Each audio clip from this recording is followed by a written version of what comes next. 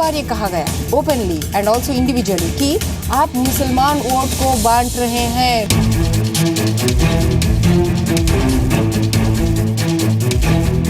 कि मुसलमान खुद ही इस चीज़ के लिए जिम्मेदार हैं, अनब्लाइंडली उन पे अपना फेट करते हैं।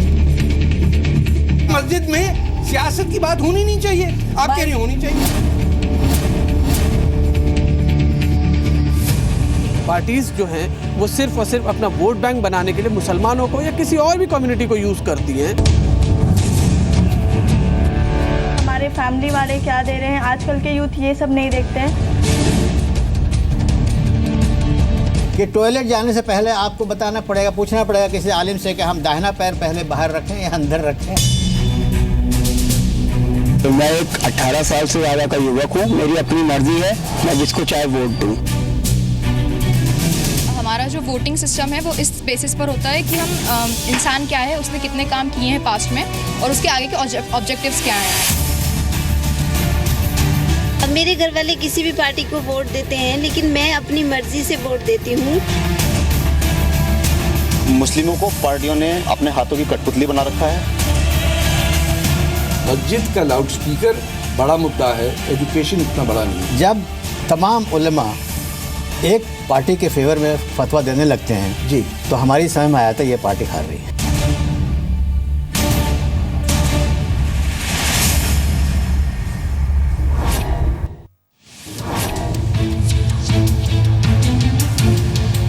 नमस्कार, अस्सलाम वालेकुम, आदाब। मेरा नाम तारिक फ़तह है। एक बार फिर फ़तह के फतवे के साथ आपके सामने हाजिर हूँ।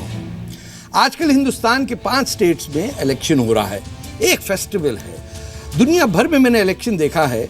मैं कनाडा में रहता हूँ, मैंने पाकिस्तान में देखा है, बांग्लादेश में इलेक्शन देखा है, बरतानिया में, फ्रांस में, डेनमार्क में, लेकिन कहीं इतने मौज मेले और कसरत से लोग नहीं जाते जितना हिंदुस्तान में। जहाँ तक मेरी ओपिनियन है, मैंने देखा पिछले कुछ 50 साल से मैं भी इलेक्शन देख रहा हूँ, धीरे धीरे वोट बैंक पॉलिटिक्स बढ़ती जा रही है।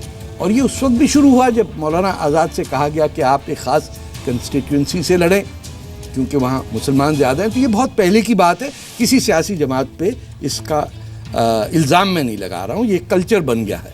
अब इसमें बात ये कि कौन जिम्मेदार है? क्या हम मुसलमान जिम्मेदार हैं वोट बैंक पॉलिटिक्स के, या सियासी जमातें हमें इस्तेमाल कर रही हैं? मुद्दे पे बहस करने से पहले मैं आपको आज के मेहमानों का इंट्रोडक्शन करा दूं। मेरे साथ सबसे पहले हैं सैयद सूफ़ी फैयाज़ अली, चेयरमैन हैं सैयदना अली एजुकेशन फाउंडेशन के। उनके साथ हैं डॉक्टर लुबना सरवत, हैदराबाद से आई हैं, thank you so much, Islamic scholar हैं। और नामी ग्रामी सहाफ़ी अपने सुल्तान शाहीन साहब न्यू एज इस्लाम के एडिटर हैं। और फिर प्रोफेसर साहब हैं हमारे निसारुल हक साहब, जामे मिल्ली से हैं, दिल्ली से हैं। और आखिर में इरफान इंजीनियर साहब हैं जो institute of secular studies Mumbai से हैं। आपके वालिद साहब ने भी काफ़ी हिंदुस्तान की सियासत में अहम सोशल लेवल पे अदा किया। शुरू करते हैं फ़तह के फतवे के साथ। और सवाल ये है कि क्या हिंदुस्तान के मुसलमान खुद जिम्मेदार हैं वोट बैंक बनने के लिए?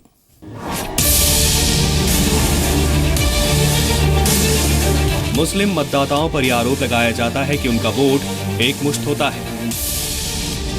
भारत की कुल आबादी में 14.2% मुस्लिम आबादी है, यानी देश में कुल मिलाकर 17 करोड़ 22 लाख मुसलमान हैं। लोकसभा की 35 सीटें ऐसी हैं जहां 33% मुसलमान वोटर हैं। लोकसभा की 38 सीटें ऐसी हैं जहां 21 से 30% मतदाता मुस्लिम हैं। और लोकसभा की 145 सीटें ऐसी हैं जहां 11 से 20% मुस्लिम वोटर हैं। ध्यान देने की बात यह है कि आमतौर पर मुसलमानों के बीच जाकर उनके नेता इमोशनल मुद्दों की चर्चा करते हैं, लेकिन विकास की, रोजगार की, शिक्षा, सेहत की चर्चा नहीं करते। फतह का फतवा है कि हिंदुस्तान के मुसलमानों को गैर जरूरी मुद्दों में उलझाकर उन्हें वोट बैंक बनाने की सियासत खत्म होनी चाहिए। प्रोफेसर आपने सुना और सुप्रीम कोर्ट का वो फैसला भी या रिकमेंडेशन भी सुनी कि धर्म को और सियासत को ना मिलाया जाए, धर्म के नाम पे वोट ना मांगा जाए। तो इसमें किसकी जिम्मेदारी है? हमारी मुस्लिम कम्युनिटी की है कि लोग हमसे इस तरह डायरेक्ट कर रहे हैं, या सियासी जमात हमें इस्तेमाल कर रही है? ये तो काफ़ी अरसे से हो रहा है। नहीं, मुझे लगता है कि हम इस्तेमाल हो रहे हैं और सियासी जमातें उसका फ़ायदा उठाती हैं और उसको एडवांटेज लेके, और सुप्रीम कोर्ट का बहुत अच्छा डिसीज़न है जिसमें कहा गया है कि मज़हब के नाम पर वोट न, क्योंकि बिल्कुल इंडिपेंडेंट होना चाहिए। जिस वक्त हम वोट देते हों तो ये हमारी विजडम का होना चाहिए। डेमोक्रेसी में सबको इख्तियार है वो किसी भी वो पार्टी को वोट दें। तो और अगर ये मज़हब के नाम से वोटें तब्दील की जाएंगी या किसी को दिलवाई जाएंगी तो ये मैं समझता हूँ बहुत मुनासिब नहीं है। मौलाना साहब, आप सूफी साहब फरमाइए, इसमें क्या समझते हैं कि किसका कसूर है? हम मुसलमानों का है कि हम वहाँ हर जमात हमें खींच रही है, कोई हमको समझता है कि ये ग्रुप है, इसको इस्तेमाल किया जाए, इसमें किसका कसूर? देखें तारिक साहब, जो ये लोग कर रहे हैं, ये सियासी पार्टीज वगैरह जो हैं, मतलब हमारा इसमें कसूर, ये इसमें जो इस तरह हमें बांटा जा रहा है, हम ना बढ़ते हुए एक यकजा होके, तो फिर आप तो वही कह रहे हैं कि मुसलमान एक जगह यकजा होके? नहीं, हम तमाम लोग, अच्छा, हिंदुस्तान हाँ, हिंदुस्तान के तमाम लोग मुसलमान, तो वो तो बटे हुए तो हैं सियासी पार्टियों में। तो हम नहीं बटे, जो हमें बांटना चाह रहा है हम उसके कहने पे जो ना बटे। डॉक्टर साहिबा, आप बताइए, ये तो ऐसा लग रहा है, ये तो जैसे रूस में एक ज़माने में इलेक्शन होता था कि 99% वोट कम्युनिस्ट पार्टी को पड़ जाते थे, लोग कहते थे बड़ा इत्तेहाद है वहाँ पे, तो ये एक स्टेप बैकवर्ड नहीं हुआ? देखो, अभी जो फयाज भाई अभी बता रहे थे कि हम एकजुट होंगे। ये हम कौन है? ये हम हिंदुस्तान नहीं है, वो हम मुसलमान की बात कर रहे थे। नहीं, ओके, हम मुसलमान की बात नहीं, हम जो है हम पूरा हिंदुस्तान, अब जो है हमें इससे आगे आना चाहिए। ठीक है, तो मैं इससे इत्तेफाक नहीं रखती हूँ इस बात से कि मुसलमान अपने आप को एक अलग, अपने आप को ज़्यादातर एक, हम किसको वोट डालें, हम एकजुट होके हम किसी को जिताएंगे या किसी को हराएंगे, ये फीलिंग है हिंदुस्तान के मुसलमानों में, फीलिंग है। मैं ये किस बुनियाद पे कह रही हूँ? I want to bring a different angle. मैं एक कंटेस्टेड कैंडिडेट हूँ। अच्छा। हैदराबाद में अप्रैल 2014 में एमपी इलेक्शंस के लिए मैं कंटेस्ट करी थी। इंडिपेंडेंट हुई हैं as an Aam Aadmi Party candidate. अच्छा। Subsequently I resigned, I am no more in that party. अच्छा। और मुझे कई बार ये कहा गया ओपनली एंड ऑल्सो इंडिविजुअली कि आप मुसलमान वोट को बांट रहे हैं लुबना, आप कंटेस्ट मत करो। कैसे बांट रहे हैं? वही तो भाई। So what I am trying to tell here is, हम तो जो अनइन्फॉर्म्ड अनएजुकेटेड की बात कर रहे हैं यहाँ पर, यहाँ तो एजुकेटेड लोग ये बोल रहे हैं मुझे कि आप मुसलमान वोट को मत बांटिए लुबना। आपको ये क्यों कहा गया कि आप मुसलमानों को बांट रही हैं? वोट्स को, मुसलमान वोट और मुसलमान तो अच्छा हम वही बात पे टिके ना। फिर कहीं मुझे कुछ बोल दे, मुसलमान वोट को आप बांट रही हैं। अच्छा, ये क्लियर कट मुझे बोला। मुझे इसका मतलब, अच्छा आप समझाइए ये मतलब क्या? ये एक पॉइंट है जो मैं कंप्लीट करना चाहती हूँ। हाँ, जरूर प्लीज। अभी इलेक्शंस तो हो चुके, अब इलेक्शंस होने के बाद इनमें से कई लोग मुझे अलग अलग जगह पर मिल रहे थे। तो वो लोग मुझे कन्फ्रंट करे डायरेक्ट और पूछे कि, और इन लोग में से कई लोग मुझे बोल रहे थे कि आप कंटेस्ट मत करना। तो वो लोग से बाद में जब इलेक्शंस की बात हुई तो मुझे यूं ही पूछे वो लोग, लुबना आप कंटेस्ट करते, आपको कितने क्या वोट्स मिल गए? मैं बोले आई गॉट 6100 वोट्स बोली मैं। Yes you lost deposit, yes I lost my deposit. तो तब वो लोग मुझे पूछे कि how many Muslim votes did you get Lubna, पूछे। Then I had to tell them कि I did not contest ask for Muslim votes, I asked for Indian votes. I am contesting as an under the Constitution of India as an Indian, not as a Muslim. Why would I ask for any Muslim votes? And I'm not least bothered about any Muslim votes. I asked for Indian votes. I have to get Indian votes. You did not want to vote for me. You could have voted for Nota. None of them तो था. आप लोग उसको क्यों नहीं इस्तेमाल करें? These were my questions. See, I want to tell you. तो अब आपको क्या कम्युनिटी से खारिज कर दिया गया है, निकाल दिया गया, आपका बॉयकॉट है, क्या है? नहीं भाई, आई स्पीक टू एवरीबॉडी। अच्छा। I do not allow anybody to stop their communication with me. I myself proactively speak to अच्छा them. जी। डॉक्टर लुबना ने बहुत ही इम्पोर्टेंट बात की, बड़ी उम्दा बात की, बड़ी बहादुरी की बात की। इन्होंने कहा कि जब ये इलेक्शन लड़ने गई तो इन्होंने इंडियन वोट मांगा और कम्युनिटी ने इनसे कहा कि आप मुस्लिम वोट को बांट रही हैं। हमने नई पीढ़ी के हिंदुस्तानियों से ये पूछा कि वोट डालते हुए आप किस बात का ध्यान रखते हैं? किसी मुद्दे पे वोट डालते हैं या अपनी फैमिली को देख के जहां वो वोट डाल रहे हैं वहां वोट डालते हैं? जो आपके आम आदमी की जो इनकम है वो जब बढ़ेगी तभी तो आपकी नेशनल इनकम इंक्रीज करेगी। तो इसीलिए वो भी ये चाहता है कि मैं भी आगे बढ़ूँ, कंट्री भी आगे बढ़े, तो वो सब चीज़ों को देख के वोट दे रहा है। हमारा जो वोटिंग सिस्टम है वो इस बेसिस पर होता है कि हम इंसान क्या है, उसने कितने काम किए हैं पास्ट में और उसके आगे के ऑब्जेक्टिव्स क्या हैं, उसके आगे प्लान्स क्या हैं जो कम्युनिटी के लिए, जो सबके लिए हों, उस बेसिस पर हम लोग वोट देते हैं। मेरे घर वाले किसी भी पार्टी को वोट देते हैं, लेकिन मैं अपनी मर्जी से वोट देती हूँ। मैं ये देखती हूँ कि मतलब जो कैंडिडेट्स है वो हमारे लिए अच्छा काम करे, हमारे लिए, मतलब मैं अपनी मर्जी से ही वोट देती हूँ, मैं किसी के कहने में आके वोट नहीं देती। बहुत सारे परिवार ऐसे भी होते हैं, बहुत सारे हमारे दोस्त ऐसे भी हैं जो कि उन्हीं को वोट देते हैं, जिनके उनके परिवार जो है वोट देते आ रहे हैं। हम लोग बिल्कुल भी ये नहीं देखते कि हमारे फैमिली वाले क्या दे रहे हैं। आजकल के यूथ ये सब नहीं देखते हैं ना हमारे फैमिली वाले कभी प्रेशराइज करते हैं कि आप इस पार्टी को वोट दें। मुसलमान खुद ही इस चीज़ के लिए जिम्मेदार हैं, अनब्लाइंडली उन पे अपना फेथ करते हैं और जाते हैं। कभी भी उन्हें अपनी नॉलेज के बारे में अवेयरनेस नहीं होती है, उनकी इश्यूज़ क्या हैं, उनके राइट्स क्या हैं, सिर्फ जाते हैं वोट डाल के चले आते हैं। तो मैं एक 18 साल से ज़्यादा का युवक हूँ, मेरी अपनी मर्जी है, मैं जिसको चाहे वोट दूँ। मैं उनको वोट देता हूँ जो मेरे देश के लिए काम करते हैं। मुस्लिमों को पार्टियों ने अपने हाथों की कठपुतली बना रखा है, जो वो चाल चलते हैं मुस्लिम उसके कहने में आते हैं। जो पार्टियाँ हैं ये एक वोट बैंक के तौर पर मुसलमानों को इस्तेमाल करती हैं, लेकिन अब मुसलमान समझदार हो चुका है, उसको अकल आ चुकी है, बिल्कुल अब अपने हिसाब से मुसलमान वोट का इस्तेमाल करता है। तो अब जरा जो यहाँ हमारे साथ सहाफ़ी बैठे हुए हैं उनसे भी पूछे, आप न्यू एज इस्लाम निकाल रहे हैं सुल्तान शाहीन साहब, पूरे हिंदुस्तान पे आपकी निगाह, लिखते विखते भी हैं आप, ये आइसोलेटेड केस है ये आपने कई जगह देखा है? इमामों और मौलवियों इनका जो फतवा जो आता है ना, ये एक तरह से बहुत यूज़फुल है। वो क्या है बताइए कि जब तमाम उलमा एक पार्टी के फेवर में फतवा देने लगते हैं जी, तो हमारी समझ में आया था ये पार्टी हार रही है। नहीं मजाक कर रहे हैं? नहीं मैं सही बता रहा हूँ, सही, और वो हार ही जाती है। वजह क्या है उसकी? वजह ये है, ये तो ऐसा कलर है जैसे नजर लग जाती है। नहीं, वजह ये है कि उलेमा उस लेवल के जो मुल्ला मौलवी हैं, उलेमा तो अच्छे भी होते हैं, उलेमा किराम कहे जाते हैं, लेकिन ज़्यादातर जो चालू टाइप के लोग हैं ना, वो पैसे लेके फतवे देते हैं। नहीं तो, सर ऐसी बात नहीं, बिल्कुल सही। पैसे या कोई वादा या कोई उनके दामाद को बना दिया गया मिनिस्टर, ये वो इस तरह की बातें होती हैं।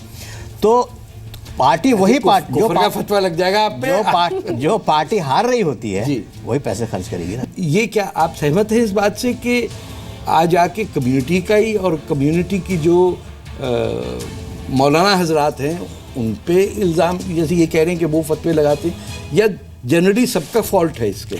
ये इमरजेंसी के बाद जी एक खास नेता, मैं अभी नाम लेना नहीं चाहूँगा क्योंकि इलेक्शंस चल रहे हैं, इसलिए नाम नहीं लेना चाहूँगा। एक खास नेता इमाम बुखारी टाइप का नेता, मतलब एक खास टाइप के नेता इमाम बुखारी के पाँव पड़ने गए। अच्छा। और ये पूरी दुनिया जानती है कि तब से मुस्लिम वोट बैंक की बात होने लगी। लेकिन सवाल जो प्रोफेसर साहब ने उठाया, जिसका मैं जवाब मौलाना साहब से सुनना चाहता हूँ, उन्होंने कहा कि ये वोट बैंक की पॉलिटिक्स में मौलानाओं का या फतवा लगाने वालों का या उलमा का काफ़ी हाथ है। सुल्तान साहब ने भी इस पे, इसके बारे में आप रोशनी डालिए कि किस हद तक आप समझते हैं ये दुरुस्त है या गलत फहमी का नतीजा है? देखें, जो उलमा फतवा लगा रहे हैं, मैं उन उलमाओं के बिल्कुल ख़िलाफ़ हूँ कि जब इलेक्शन हो रहा है तो हम जो है किसी मालिम या किसी मुफ्ती उसके फतवे को ना देखते हुए, हम जो है अपनी तरक्की को देखते हुए कौन सा कैंडिडेट हमारे लिए जो है तरक्की का बाइस होगा और हमारे कौन सी पार्टी जो है हमारे लिए तरक्की की बाइस होगी, यानी हम सब हिंदुस्तानी अच्छा। ना कि जो है मुस्लिम, हम जो है इस चीज़ को देखते हुए जो है हम अपने वोट को जो है इस्तेमाल करें। ये हम के ऊपर प्लीज, हाँ, ये हम के ऊपर मैं अभी बता देती हूँ। रिसेंटली जो अभी इलेक्शंस की कैंपेन चल रही थी, तब पूरी देश को मालूम है कि एक बहुत पार्टी का नाम मत दीजिए, नहीं ले रही हूँ मैं, तो वो लीडर ने, वो मुस्लिम लीडर ने ही ओपनली पूरी उतनी बड़ी स्पीच में बोल दिए कि जैसे जल्लीकट्टू में उन लोगों ने हासिल किए वैसे हम लोगों ने भी करना चाहिए। तो ये हम कौन है? हम मुसलमान है। आपको नहीं बोल रही हो, मुसलमान लीडर जो वो तो पूरे इंडिया में सबको मालूम है। जवाब दीजिए मौलाना साहब। तो हाँ, उनके बदले में ये जवाब देना ऐसा नहीं है, बट आई एम टेलिंग कि एक elite Muslim leader who is a representative in the parliament is appealing to the people, लोगों को, आवाम को इस तरह से बात करके बोल रहे हैं कि जल्लीकट्टू में जैसे उन लोगों ने हासिल किए, उनसे वैसे मतलब तमिलनाडु के लोग ने जैसे जल्लीकट्टू को हासिल किए, वैसे हम लोगों ने भी हासिल करना चाहिए।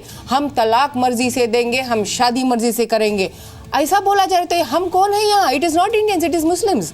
तो और एक बात है, it is Muslim, not it is Muslim, exactly, ये बात बिल्कुल सही है तारिक, मुस्लिम।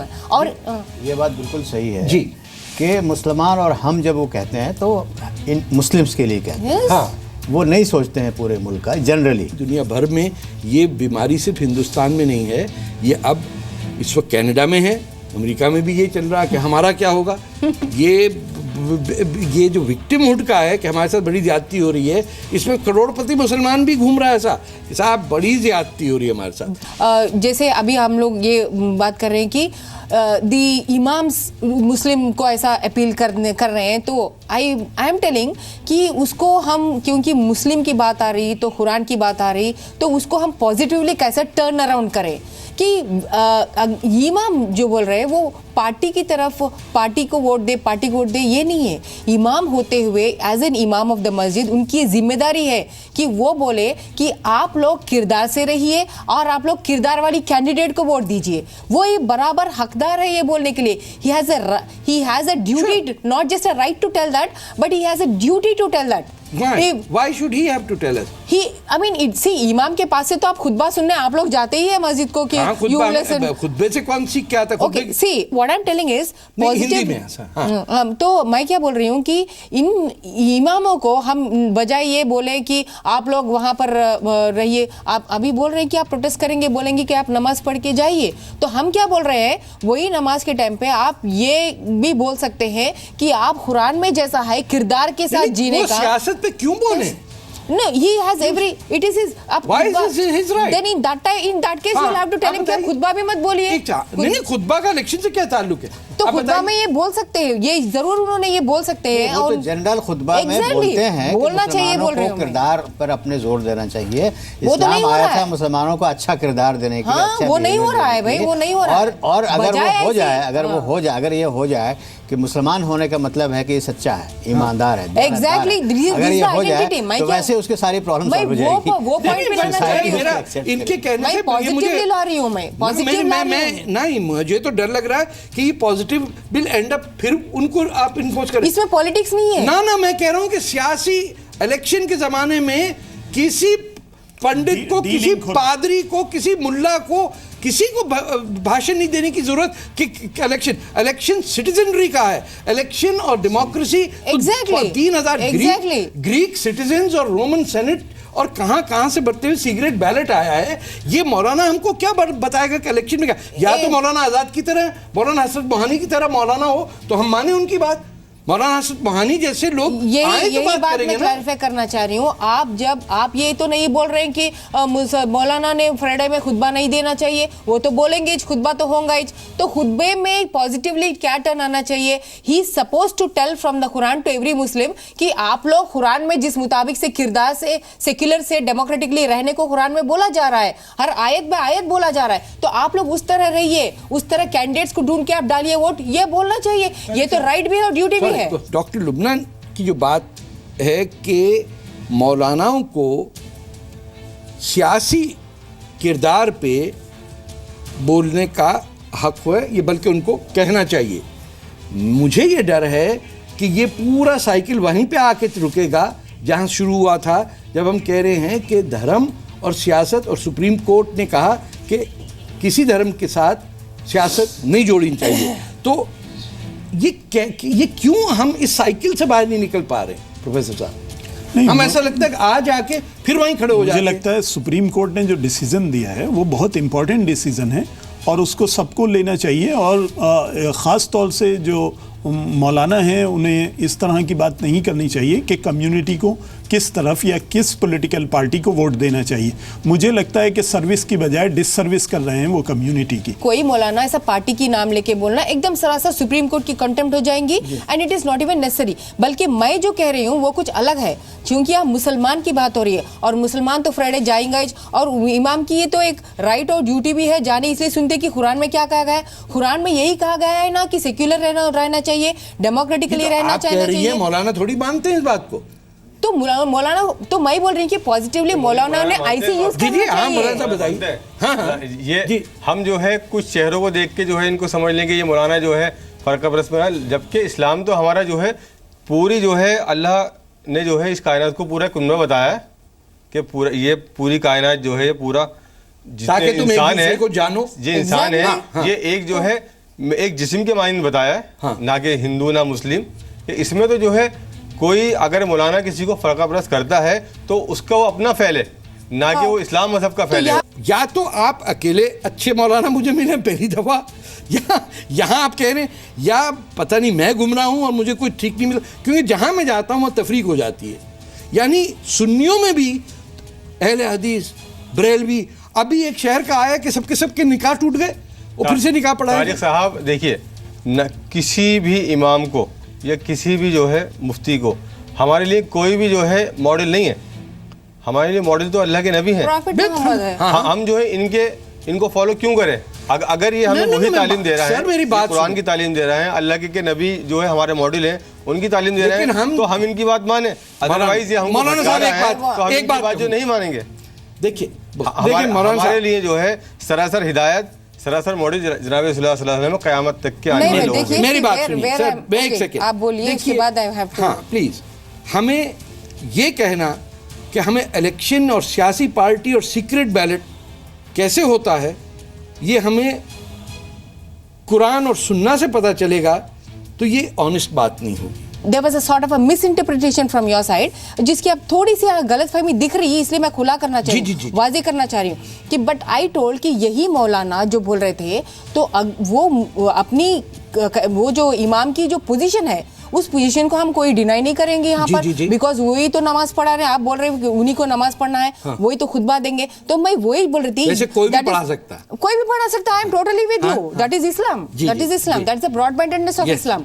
तो वही मैं बोल रही हूँ कि ये जो इंस्टीट्यूशनलाइज्ड है इस्लाम के अंदर जो फ्राइडे की जो खुतबा है, it is an institution in itself, we all know that, okay, we are not denying that, no we are not denying the Quran, no, वो इंस्टीट्यूशन के वो प्लेटफॉर्म को हम उसको कितना अच्छे से हम यूज कर सकते हैं, whether for education, whether for development, और whether to build the ethical और character building of a person. तो उसमें गलती क्या है? अगर उसने पार्टी बोल, एक मिनट मैं खत्म कर रही हूँ बात, अगर उसने पार्टी का नाम वगैरह बोले हैं तो हम सब उनके आपके साथ है, we are telling it is wrong, but if he is telling कि आप लोग कुरान को बेसिस, वी कुरान में देखिए भाई क्या बोला जा रहा है कि इंसान ने इस किरदार पे बेसिस करना चाहिए, कुरान में इंसानियत के बारे में बात हो रही है, तो ऐसी बात अगर इमाम कहे कि आप किरदार को देख के वोट डाले, उसमें गलती क्या है? नहीं, मेरा सिलसिला ये है वोट की बात नहीं करना, वोट की बात का ताल्लुक नहीं होनी चाहिए, बात ही नहीं, किरदार बनाएंगे तो ऑटोमेटिक जो है वो सोसाइटी से रिलेटेड है, उसका मस्जिद। Islam is such a religion, it is, जैसे मौलाना ने अभी बताए हैं, सॉरी फैज भाई अभी जो बताए हैं कि Islam encompasses every field of a human, तो फिर सेक्युलर सोसाइटी होनी नहीं चाहिए? तो नहीं, इस्लाम तो पूरी सेक्युलर है, लकुम दीनुकुम वलिय दीन, the biggest secular thing is in the Quran. Quran बहुत और पूरी इंसानियत को उसमें दावत है भाई, पूरी इंसानियत को कि उसमें दावत है इंसानियत को के साथ, you behave in A secular manner बोल के कुरान से बोल रहे हैं। यहाँ दूसरे मजहब के लोग भी हैं और हम कैसे उनके साथ देखिए पॉलिटिकल स्ट्रक्चर जो शेयर करते हैं, वहाँ अगर मौलाना कहेंगे कि आप किरदार के अनुसार दो, तो दूसरे फिर और हर मौलाना अलग अलग है, दूसरे फिर देखिए इसमें भी ये आप ऐसे यू आर गोइंग इनटू, किसे कहते हैं, पिट ऑफ स्नेक्स, जिसके अंदर आप निकल नहीं पाएंगे। इफ अगर अच्छा कुरान को भी आप बाजू रख दीजिए, बाजू नहीं रखते, हम कह रहे हैं सियासत में। एक मिनट अच्छा, किसका किरदार अच्छा बताएंगे वो? क्वेश्चन ये भी हो जाता है ना फिर हाँ, कि तो अगर मौलाना ने कहा कि जैसे अभी तारिक फतेह साहब ने क्या बोले, truth is truth, truth will stand out बोल के बता दिया। जज कौन करेगा कि इस आदमी का किरदार बहुत अच्छा है, इसका बहुत खराब है? हाँ भाई वही तो बोल रही हूँ इसलिए इंडिविजुअल अगर जज करें तो वो ज्यादा बेटर। प्रोफेसर साहब मेरी विजडम क्या है, मैं किसको किरदार नापने का पैमाना जो है मौलवी साहब नहीं है। साहब ने क्या बताया, ट्रूथ विल स्टैंड आउट बोल दिया मौलवी साहब नहीं है। नहीं मैं मुझे ये नहीं सही कैरेक्टर दूसरों की सेंसिबिलिटीज के बारे में भी हम सेंसिटिव होने चाहिए। जहाँ मौलाना या चर्च या कोई ऐसी बातें करेंगे तो दूसरे मजहब के जो लोग हैं we are inviting trouble. He is not at all taking the point, क्योंकि अगर हम कुरान के बराबर भी जाएंगे तो पूरी कैरेक्टर पे ही नहीं, एज इंडियन हम नहीं जा सकते। हमारा जो बुक है supreme authority, deny me to form a I mean इंसानियत की जो बुलंदी कॉन्स्टिट्यूशन है हमारा। हाँ कॉन्स्टिट्यूशन इंडिया का कॉन्स्टिट्यूशन है। As an Indian I am totally with my constitution. As a Muslim, I have my Quran, and this is totally compatible because इतनी डेमोक्रेसी और सेक्युलरिज्म मुझे कुरान में दिख रही है, उतनी फ्रीडम मुझे कॉन्स्टिट्यूशन दे रहा है। कुरान और मुसलमान के बीच में दूरी पैदा करने के लिए ही ये जो इंस्टीट्यूशन है उलेमा का ये बनाया गया। हाँ? ये तो एग्जिस्ट नहीं करता। आप उन्हीं को अगर आप पावर दे देंगे, बहुत हंगामा हो जाएगा। अगर अजान का मैं कह दूं कि सुबह की अजान सुन्नत भी नहीं है लाउड स्पीकर देना, और फतवे भी हैं 1922, 1936 और 1942 तक के लाउड स्पीकर हराम है, और उसके बावजूद आजकल लाउड स्पीकर पे सबसे ज़्यादा जोर है। आज जो मुद्दा हम डिस्कस कर रहे हैं अपने मेहमानों के साथ कि मुसलमान हिंदुस्तान में एक वोट बैंक कैसे बना और किसकी जिम्मेदारी है। मौलाना साहब, यहाँ पे आपने लुबना की बात सुनी। डॉक्टर साहिबा ये कहती हैं कि किसी हद तक मस्जिद के अंदर जो खुतबा देने वाला है उसका कोई किरदार होना चाहिए, कि वो सही राह बताए, किरदार बताए कि किस तरह एक अमल हो सियासत का। बाकी हमारे दोस्त ये कह रहे हैं कि सियासत और धर्म का और मस्जिद और सियासत का बिल्कुल ताल्लुक़ नहीं होना चाहिए। तो इसमें आप बताइए, क्योंकि आप यहाँ तो हमारी हर बात से एग्री कर रहे हैं, बड़ी इसमें अच्छी बात है, लेकिन ये आखिरी ओपिनियन आप बताइए कि इसमें अगर आपके हाथ में फैसला हो तो आप किस तरह तय करेंगे कि क्या मस्जिद की मिंबर से सियासत की बात होनी चाहिए या नहीं? अगर आपकी मस्जिद हो, आपका मोहल्ला हो, तो किस सूरत इन दोनों लोगों की रिकन्सिलिएशन कैसे हो? देखिए, अगर मेरी मस्जिद हो, मेरा जो है बात हो, तो मैं तो यही कहूँगा कि हम जो है अच्छी शख्सियत को चुने।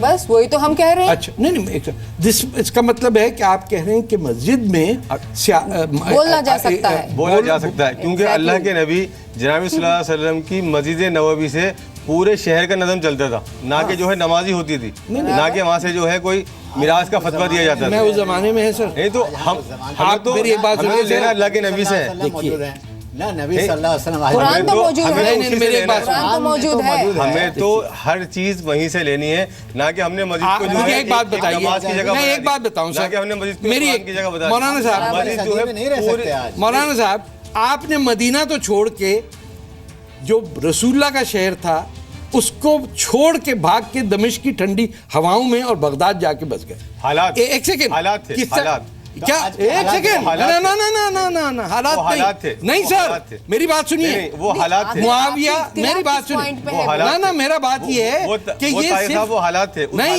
ये देखिए निकलना पड़ा, वो जो है मसलिहत थी। क्या मतलब है 1400 साल से एक खलीफा नहीं रहा वहाँ पे? नहीं, देखिए बात वहाँ से निकलना जो है मसलिहत थी। मस्जिद से पूरे शहर का नज़म तो हिंदुस्तान ना के जो है नमाज का, ना के कुरान का। मौलाना साहब, आप ये कह रहे हैं कि हिंदुस्तान के जो कॉन्स्टिट्यूशन है वो मदीना के कॉम्पैक्ट की तरह होना चाहिए, आना चाहिए। हमारा तो जो है यानी हमारा जो हिंदुस्तान भी आपका है ना, आप चाहते हैं कि हिंदुस्तान में जो मदीना कॉम्पैक्ट जिसे कहते हैं, जो आम नॉन मुस्लिम को नहीं पता होगा, जो रसूलुल्लाह का मुआहिदा हुआ था मुख्तलिफ कबीलों से जिनमें यहूदी थे, नॉन मुस्लिम ये पेगन्स थे, उनके साथ एक कॉन्स्टिट्यूशन बना था। आप चाह रहे हैं कि हिंदुस्तान के अंदर वो निज़ाम होना चाहिए। अगर जो है पूरी दुनिया में वो निज़ाम आए तो पूरी दुनिया का निज़ाम जो है तो गांधी ने साफ हो जाएगा। बताइए, पूरी दुनिया का निज़ाम जो है सही हो जाएगा। आज नबी भी होना चाहिए फिर। नहीं, नबी का दरवाजा तो बंद हो गया, होना चाहिए, नबी का दरवाजा तो बंद हो गया होना चाहिए। लेकिन जो है जो बात भाई आप जो बीच में वहाँ की हालात बात की भी थी, बात कर अगर रहे हैं शरीयत साहब, से आप जो बीच है में हालात की ये बात कर रहे हैं। कायम हो जाए, आज के जो बात हालात मोहम्मद सल्लल्लाहु अलैहि वसल्लम ने की, हालात वो बात के जो है तहत काम पूरे कर रहे हैं ना। पूरी दुनिया आज में हम कायम हो जाए तो constitution के बिगाड़ अंदर खत्म रह हो रहे हैं। जाएगा। आज हम एक कॉन्स्टिट्यूशन के तहत रह रहे हैं, हमारा कॉम्पैक्ट है इस कॉन्स्टिट्यूशन के साथ, हम सिटीजन होने की वजह से बराबर है। तो उस कॉन्स्टिट्यूशन के हिसाब से हमें चलना होगा ना। हमारे उस कॉन्स्टिट्यूशन को सबसे ज्यादा इंटरप्रेट करने वाला सुप्रीम कोर्ट है। वो ये कह रहा है कि रिलीजन का इससे कोई ताल्लुक नहीं होना चाहिए, रिलीजन को यूज नहीं किया चाहिए। हमें इसको मानना चाहिए कि नहीं मानना तो चाहिए? अभी आप कह रहे हैं ताल्लुक नहीं होना चाहिए और फिर आप कह रहे हैं कि मदीना का माहौल होना चाहिए। मदीना यानी हम- दोनों मदीना चीजें, हम नहीं रह सकते बैटिंग भी कर रहे हैं, वहाँ। बॉलिंग भी कर रहे हैं आप। मैं इस बात का ये हम तो खैर 21वीं बहस सदी ऐसी में है। रह रहे हैं, हम नहीं, 21वीं सदी में रह रहे हैं। हम तो उसी को चलाएंगे। आप जो 7वीं बात- सदी को जो बात- चलाएंगे। जो बात आप वही चलाएंगे, 7वीं सदी बात चलाएंगे, 7वीं सदी तो चलाएंगे। बात सारी एंड में वो आ गई। देखिए मैं कहता हूँ, मौलाना साहब कह रहे थे जो इनका आइडियल सिस्टम है हिंदुस्तान की हुकूमत में, जिसके बेसिस पे सियासत होनी चाहिए, वो है जो 7वीं सदी के अंदर रसूलुल्लाह हमारे नबी ने मदीना के अंदर बनाया था। हमने हिंदुस्तान के मौलानाओं और आलमी दीनों से ये पूछा कि क्या मुसलमान खुद इस बात के जिम्मेदार हैं कि वो वोट बैंक सियासत के शिकार हो चुके हैं? जितने भी मैं पर्टिकुलर कहूँगा कि पार्टीज़ जो हैं वो सिर्फ और सिर्फ अपना वोट बैंक बनाने के लिए मुसलमानों को या किसी और भी कम्युनिटी को यूज़ करती हैं, सिर्फ इसलिए कि वो वोट हासिल करके पावर में आ जाएं, और पावर में आने के बाद वो चुनाव में किए गए जितने भी वादे होते हैं, चाहे मुसलमानों के रिजर्वेशन के हों, चाहे मुसलमानों के अपलिफ्टमेंट्स की बात हो, चाहे मुसलमानों के तालीमी मैदान में काम की बात हो, उनको वो इग्नोर कर देती है या वो भूल जाती है। और जैसे ही चुनाव दोबारा आते हैं फिर मुसलमानों को, चूँकि मुसलमानों के अंदर तालीम का मेयार बिल्कुल नहीं है, इस वजह से मुसलमान जो है खुद मुझे लगता है कि अपने वोट बैंक बनने का जिम्मेदार है। बिरयानी बनाते हैं तो बिरयानी के अंदर मसाला और गरम मसाला और सब चीज़ डाली जाती है, तब बिरयानी टेस्टी और बेहतरीन बनती है। लेकिन जब खाने का मौका आता है तो उसी गरम मसाले को निकाल के बाहर कर दिया जाता है। तो यही हालत इलेक्शन के अंदर मुसलमानों की है कि उसके बगैर इलेक्शन होता ही नहीं है हिंदुस्तान में, और सब गरम मसाला ये वो सब डाल के बिरयानी बनाई जाती है मुसलमानों के उसमें। लेकिन जब खाने का मौका आता है तो सबसे पहले उसी को निकालते और फिर आराम से उसका वो करते हैं। मैं ये जो बता रही थी कि मस्जिद में अगर कोई जो भी इमामत कर रहा है, नॉट टॉकिंग अबाउट द उलेमा, जो भी उस वक्त अगर कोई इमामत कर रहे और खुतबा दे रहे और ये बोले मस्जिद के अंदर कि भाई हम लोग उन्हें अच्छे कैंडिडेट ये करना चाहिए ना? नहीं, वो सियासत कहाँ है भाई? वो सियासत ही तो है, सियासत और नहीं है। सियासत नहीं है। आप कह रहे हैं कि किसको वोट कैसे देना है, किसको वोट कैसे नहीं देना, ये बात नहीं है ना भाई। डॉक्टर साहब, आपने ये तक कहा कि मदीना में जो निजाम था वो हमारा है अल्टीमेट। वो मैंने नहीं कहा। नहीं, मौलाना साहब ने कहा, उन्होंने कहा। और मैंने कहा कि वो महात्मा गांधी की स्टेटमेंट बोल रहे हैं, बोल के बोली मैं, महात्मा गांधी बोले रिकॉर्ड पे है कि अबू बकर की जो रिजीम है that is the best regime बोल के दुनिया में लागू करनी चाहिए बोले हैं, वो बोली मैं। आप क्या कह रही है कि अबू बकर की रिजीम होनी चाहिए? फिर यहाँ पर हम इस बात कहते हैं ना कि खुतबे के अंदर मौलाना बोल सकते हैं कि कौन सा कैंडिडेट, मैंने कोई गलत बात कौन सी कैंडिडेट कौन सी पार्टी नहीं बोली मैं ये बोली कि कैंडिडेट्स को आप लोग उनकी किरदार और बैकग्राउंड और सच्चाई के ऑनेस्ट गवर्नेंस की बुनियाद पे सेलेक्ट करो। मुझे समझ नहीं आ रही कि मस्जिद में आप कह रही हैं कहा जाए और फिर आप कह रही ना कहा जाए।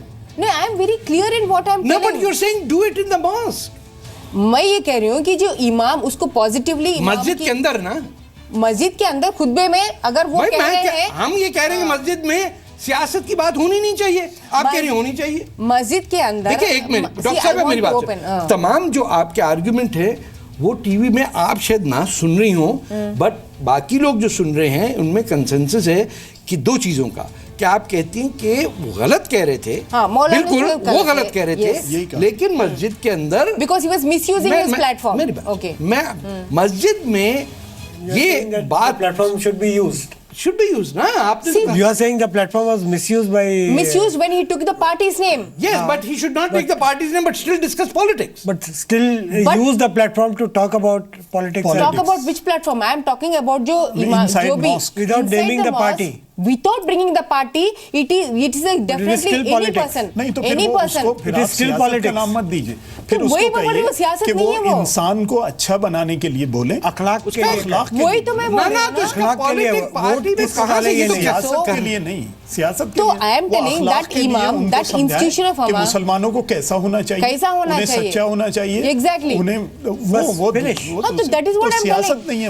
आप एक कदम आगे जाकर कह रहे हैं किसको वोट डालें। आई एम टेलिंग दैट आप रियलिटी है। एग्जैक्टली, आप लोग अपनी कैरेक्टर को बिल्ड करिए, देखिए इस्लाम में कितना इनजस्टिस का है, उनकी ड्यूटी है। This is what I told the other time, not in the context of the election. Go a step ahead and I am going still a step ahead and telling that if he also tells that आप लोग character build करिए, one second sir, let me complete, आप अपनी character build करिए, और also our country today needs honest governance. अगर वो बोले कि ऑनेस्टी के बुनियाद पे आप वोट डालें तो उसमें क्या गलत है?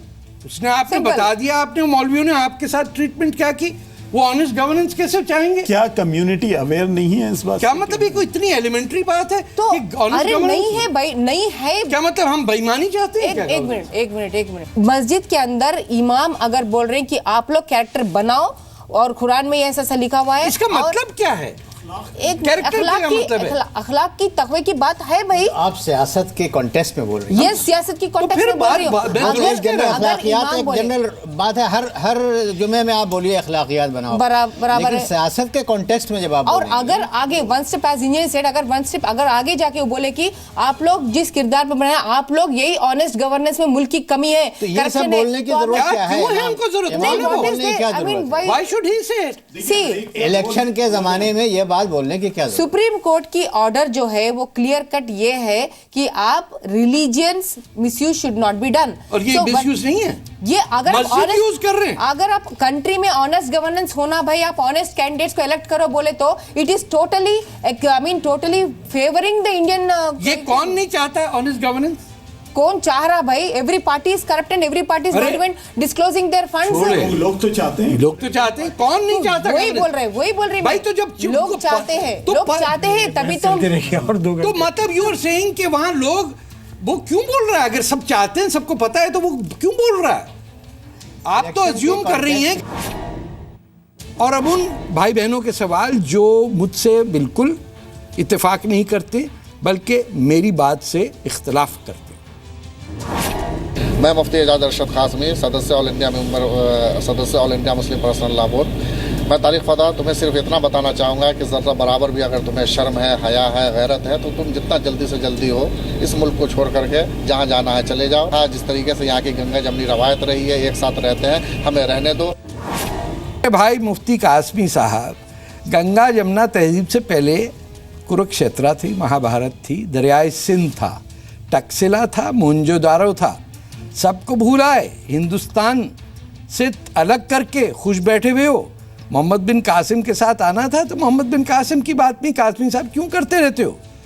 मैं हूँ हिंदुस्तान की पैदाइश, सिंध में पैदा हुआ, पंजाब से हूँ, 5000 साल से मुसलमान, और मुझे इसमें कोई शर्मिंदगी नहीं है, कोई शर्म नहीं है कि मैं कहूँ कि मेरे आबो अजदाद हिंदू थे। आप आए होंगे किसी अरब के घोड़े पे बैठ के, मैं तो इसी धरती का पैदा हुआ हूँ।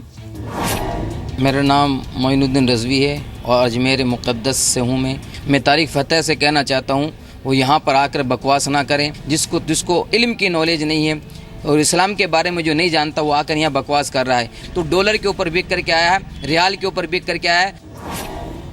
अरे रिजवी साहब, जाने दें ये बातें। रिजवी जहाँ से आए थे मुझे भी पता, आपको पता, मैं तो इसी धरती का पैदा हुआ हूँ। आप आके कभी बातचीत करिए, ठंडा करें, कुल्फ़ी उल्फ़ी, कोको कोला पिए, ठंडा हो जाए। इतनी गर्मी वर्मी दिखाने की, बदतमीज़ी करने की कोई ज़रूरत नहीं है। तारिक फ़तेह साहब, मैं मोहम्मद सलमान इलाहाबाद से, मैं एजुकेशन फील्ड से वाबस्ता हूँ। मैं आपसे ये जानना चाहता हूँ कि ISI आपको हिंदुस्तान को तोड़ने के लिए कितना पैसा दे रही है? एक सेकंड ज़रा मैं ज़रा देख लूँ, कैलकुलेटर में निकालता हूँ, क्योंकि मुझे मिलते हैं इजरायली शक्ल के कुछ यहूदियों से पैसे, और कुछ हिंदुस्तान से मिलते हैं और कुछ पाकिस्तान से मिलते हैं। तो अब तक तो कोई 35 करोड़ और 600 ऐसे ही है, अब समझ लें 35-40 करोड़ का है। कुछ अगर ज़रूरत पड़ जाए तो मुझे बताइएगा। मेरा नाम मुस्तकीम आज़मी है, मैं बम्बई शहर का रहने वाला हूँ। तारिक फ़तेह से हमको ये पूछना है कि तुम इतना कीचड़ उछा रहे हो, ये ख़राब है, वो ख़राब है, लेकिन तुम्हारे पास कितना वक्त है कि तुम जिस चीज़ को गलत समझते हो उसी चीज़ में लगे हुए हो और उस पर कीचड़ उछालते फिर रहे हो? क्या तुम्हारा फ़ायदा है उसमें? फ़तेह का फतवा सुना है कि एक उन्वान डाल के, मैं तो न TV रखता हूँ न देखता हूँ, पेपर पढ़ लेता हूँ, उससे जो मुझे खबर मिलती है वो मिलती है। तो अगर अधर्मी ही तुमको पसंद है तो अधर्मी हो जा, धर्म पर तबसरा करने वाले तुम कौन होते हो?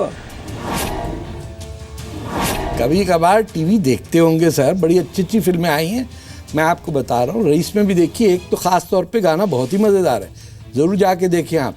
टीवी भी देखने लग जाएं, बल्कि आजकल तो इंटरनेट और आपके फ़ोन पे भी बहुत कुछ अच्छा माल आता है। मैं Haji Mohammad Salees, general secretary all India Sunni Ulama council Kanpur, Tariq फ़तेह साहब से ये सवाल करना चाहता हूँ कि अगर वो 21वीं सदी में मुसलमानों की अपलिफ्टमेंट का कोई फार्मूला अपने पास रखते हैं तो वो मुसलमानों के अधिवेशन को क्यों नहीं बुलाते हैं जिसमें उलमा और दानिश्वर शामिल हों और उनके सामने अपनी बात को रखें, बजाय इसके कि चैनल पर आकर के शरीयत का मजाक बनवाएं। मैं ये चाहता हूँ कि फ़तेह अली साहब इस सिमत में कोई काम करें। अरे सलीस भाई, ये अभी चुनाव चल रहा है, इसके बाद देखिए हम तो पूरे फतह के फतवे के ट्रक लेके पूरे हिंदुस्तान में घूमेंगे लाउड स्पीकर लगा के, और आप जहाँ बुलाएंगे हम आएंगे। हमारे यहाँ बहुत सारे मुसलमान और गैर मुसलमान जो इस हिंदुस्तान के साथ उनकी स्टेक्स हैं, वो यहाँ पर काम कर रहे हैं, रिसर्च कर रहे हैं, बड़े बड़े इंस्टीट्यूट्स हैं, बड़े बड़े स्कॉलर्स हैं, वो खुद यहाँ के मसाइल का हल ढूंढ लेंगे। तो हम चाहते हैं कि आप अपने टॉपिक्स को लेके कनाडा में जाए, वहाँ पर आपके लोग इंतज़ार कर रहे हैं, और हो सकता है आजकल ट्रम्प का ज़माना है तो वहाँ पर ज़्यादा आपको वहाँ पर ऑडियंस मिलेगी। अरे महाराज, क्यों ऐसी बातें करते हो? लोग कहेंगे कि आपको ज्योग्राफी के अंदर फेल कर दिया था 5वीं जमात में। ट्रम्प अमेरिका का सदर है, कनाडा का नहीं है। ज़रा कभी नक्शा देख लिया करें, वो किताब है, गोरों ने छापी, वो और बात है, लेकिन अमेरिका और कनाडा दो अलग मुल्क होते हैं। तो नाज़रीन, जैसे आपने देखा कि यहाँ ये इत्तेफाक सब में था कि मुसलमानों को वोट बैंक का इस्तेमाल करना, चाहे वो सियासी जमातें करें या हमारे मुसलमान के कम्युनिटी लीडर करें, इससे सबको इत्तेफाक था कि ये नहीं होना चाहिए। 3 मेरे जो साथी, जो प्रोफेसर साहब हैं, सहाफ़ी हैं और इंजीनियर साहब हैं, उनका ये मुद्दा ओपिनियन थी कि बिल्कुल मस्जिद और सियासत का कोई ताल्लुक़ नहीं होना चाहिए, और मस्जिद से सियासत बिल्कुल नहीं होनी चाहिए, क्योंकि किसी ने उनको ये अथॉरिटी नहीं दी मौलानाओं को कि मुसलमानों को वो यूज़ करें। लेकिन एक जो अलग से ओपिनियन थी वो डॉक्टर लुबना की थी, जो हैदराबाद से हैं, जो सियासत में भी अमल में शामिल हैं। उन्होंने कहा कि इलेक्शन के ज़माने में ये होना चाहिए कि मौलाना जो हैं वो मुसलमानों से कहें कि अपना किरदार अच्छा करो और जिसका किरदार ठीक है उसे सपोर्ट करो। अब इससे माने ये निकल सकते हैं, ये इख्तलाफ हो सकता है कि क्या ये ज़रूरी है कि मस्जिदों के अंदर ये भी कहा जाए, लेकिन आज के पूरी बहस में जो एक चीज़ तय हुई वो ये, हम सब ये चाहते हैं कि मौलाना हमारे नाम से टेलीविज़न पे आके हमें वोट बैंक ना बनाए। अगले हफ्ते फिर किसी मौजू पे आपके साथ बात होगी, उस वक्त तक के इजाज़त दीजिए। खुदा हाफिज़, शब बखैर।